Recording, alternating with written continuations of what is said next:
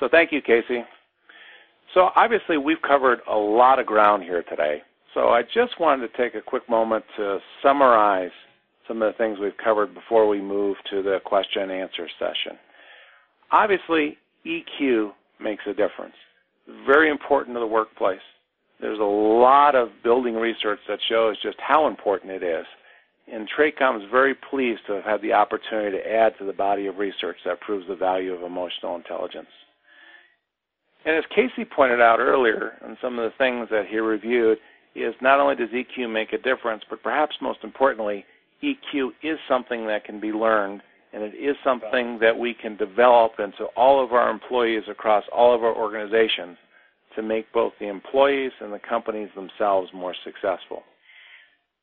We've also shared with you some new research that shows versatility and emotional intelligence are very highly correlated, and that we know through other research that's been done, when you teach people social style knowledge and versatility skills, that it does make a difference for them in the workplace.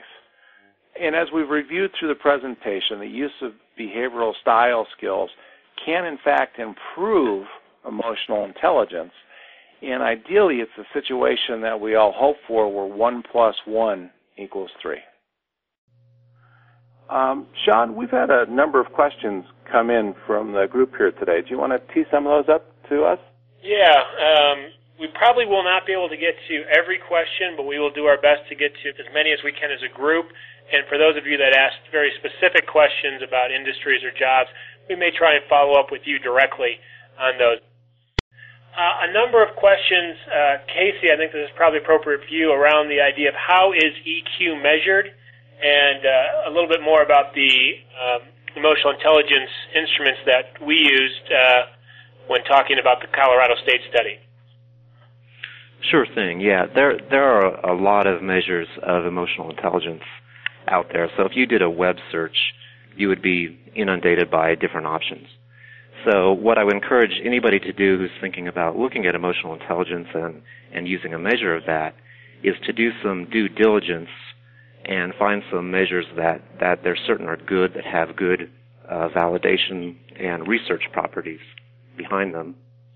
The two measures that were used by Colorado State are both heavily researched and validated measures.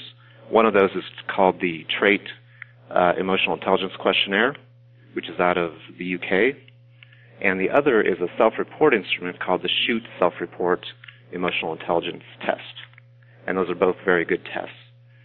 One thing that I think is important there is that you consider using a multi-rater instrument, and this is because of all the reasons that we've been talking about so far, that behavioral style is so important, and different people have different interpretations of EQ behavior. Great.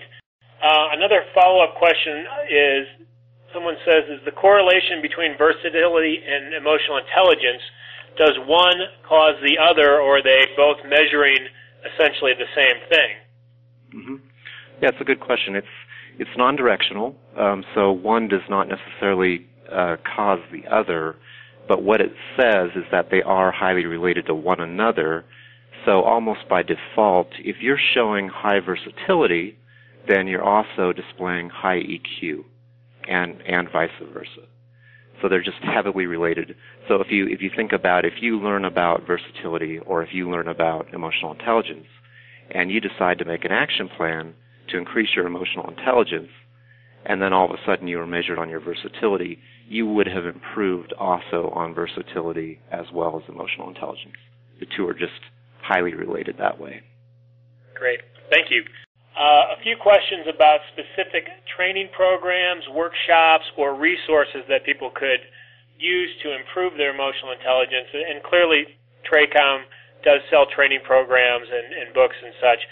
We'll send you links that if you're interested in finding out more about our specific programs, you can do that, or if you would like to talk to us, obviously we'd love to talk with you. And I'm not going to turn the last 10 minutes into a explicit commercial, maybe to David's chagrin on that front.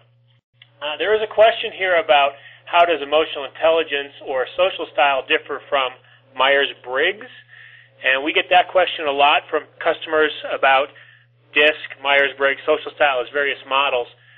the key thing to keep in mind here is that the social style model that Casey has described does represent a multi-rater and a multi-person perspective, so that when you find out about your social style, it's not just how you say you like to behave or what your preferences are, it's how other people actually see your behavior in the real world. So what we've found is that about half the time people think they behave in ways different than other people say they actually behave. So the social style model as a multi-rater model gives you that objective perspective from other people that you work with, whether that is a good confirmation of your behaviors or perhaps a confirmation that you need to improve things a little bit differently.